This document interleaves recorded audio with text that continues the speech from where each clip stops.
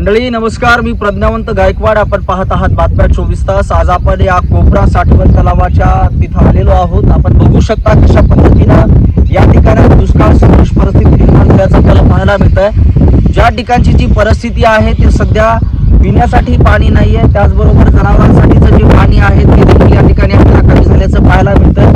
मोटारी देखील सर्वत्र बंद असल्याचं चित्र पाहायला मिळतंय. त्याचबरोबर ही साठवण तलाव आहे, कोपरा येथे या कोपराच्या साठवण तलावामध्ये पाण्याची पातळी अतिशय खालच्या थराला पोहोचलेली आपल्याला पाहायला मिळते. तुम्ही एकंदरीत या तळ्याची रूपरेषा बघू शकता. तलावामध्ये कुठल्याच प्रकारचं पाणी तुम्हाला दिसत नाहीये. जिकडे तिकडे पाहायला गेलं तर हे साठवण तलाव जे आहे ते पूर्णपणे रिकाम झाल्याचं आपल्याला पाहायला मिळत आहे. आणि त्याच दरम्यान आता शेतकरी देखील हवालदिल झाल्याचं पाहायला मिळत आहे.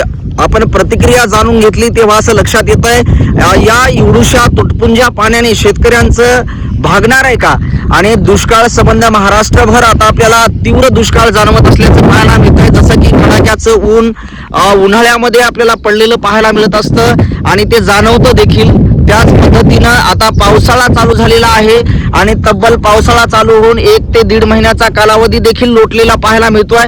पण एकंदरीतच जर सध्या परिस्थिती जर पाहिली तर अशा पद्धतीनं हा एवढा मोठा साठवण तलाव आहे जो कोपऱ्याच्या जवळ आहे आणि धानोरा गावापासनं कोपरा आणि धानोऱ्याच्या मध्ये असलेला हा साठवण तलाव.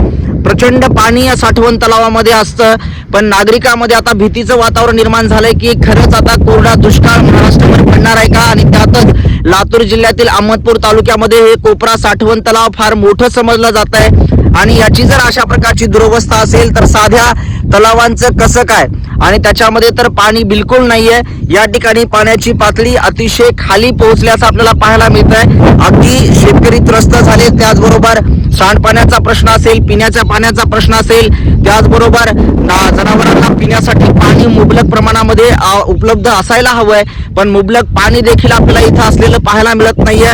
अगदी स्मशान अवस्था निर्माण झाली आहे. पाण्याच्या घोटासाठी आता शेतकऱ्यांना तद्वतच नागरिकांना आता वनवन आणि भटकंती करावी लागते की काय? याच्यापूर्वी आपल्या लातूर जिल्ह्यामध्ये रेल्वेनं देखील पाणी आणल्याचं दृश्य आपण पाहिलेलं आहे. आणि त्याच पद्धतीची अवस्था आता महाराष्ट्रामध्ये तर निर्माण झालेलीच आहे. पण लातूर जिल्ह्यातील अहमदपूर तालुक्यात असेल, लातूर जिल्ह्यात असेल, संबंध जिल्ह्यामध्ये ही परिस्थिती आपल्याला ओढवलेली पाहायला मिळते. अगदी हा साठवण तलाव जो आहे तो पूर्णपणे कोरडा झाल्याचं आपल्याला पाहायला मिळत आहे. आणि अगदी नागरिकांच्या जीवावरती येऊन बेतलंय की एवढा प्रचंड मोठा असलेला हा तलाव पूर्णपणे आता कोरडा पडलेला आपल्याला पाहायला मिळतोय. या ठिकाणी हे जी शेतकऱ्यांची पाईपलाईन आहे ती देखील कोरडी ठाण पडल्याचं आपल्याला पाहायला मिळतंय. कुठल्याच प्रकारचं शेताला पाणी देण्यासाठी या तलावामध्ये पाणी उपलब्ध नाहीये. पाणी शेताला देण्याचं तर सोडाच, पण या ठिकाणी शेतकऱ्यांची तहान भागावी इतकं पाणी देखील या तलावामध्ये आता शिल्लक राहिलेलं आपल्याला पाहायला मिळत नाहीये.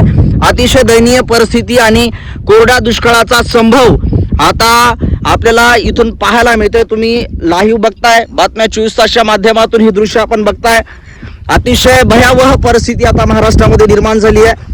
आणि याला जर शेतकऱ्याला वाचवायचं असेल, नागरिकांना वाचवायचं असेल, याकडे प्रशासनानं लक्ष देऊन प्रशासनाच्या माध्यमातून याच्यावरती काहीतरी तोडगा काढला गेला पाहिजे. आणि जे नागरिक त्रस्त आहेत, पाण्यासाठी भटकंती करतायत, वनवन फिरतायत, त्यांच्यासाठी काहीतरी उपाययोजना करणं फार महत्वाचं ठरणार आहे.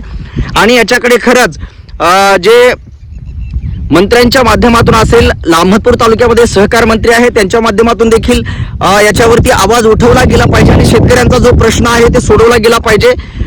त्याचबरोबर नागरिकांच्या जी समस्या निर्माण झाली आहे, पिण्याचं पाणी नाहीये, सांडपाणी नाहीये, याचं देखील कुठेतरी निराकरण झालं पाहिजे, याचं कुठेतरी सोडवणूक केली गेली पाहिजे.